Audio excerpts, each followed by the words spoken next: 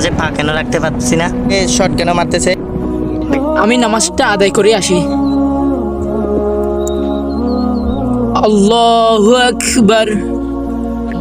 আরে ও তো নামাজ পড়তেছে, আমি কেন যাই নামাজে পড়তে পারতেছি না? ইমামের কাছে যাইতে হবে।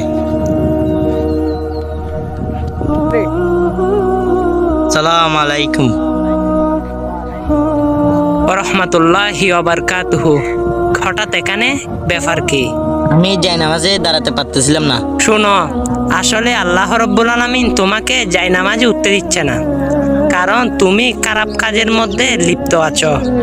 আমাকে সত্যি করে বলো, তুমি কোন কাজে লিপ্ত আছো? ইমাম সাহেব, আমি আপনাকে কিভাবে বলবো আমি শুধু টাকা লাগাই? তোমার আজকে একটা সত্য আছে, তুমি আজকে থেকে সুদের লেনদেন ছেড়ে দিবা। দেখবা জায়নামাজের মধ্যে তুমি অবশ্যই নামাজ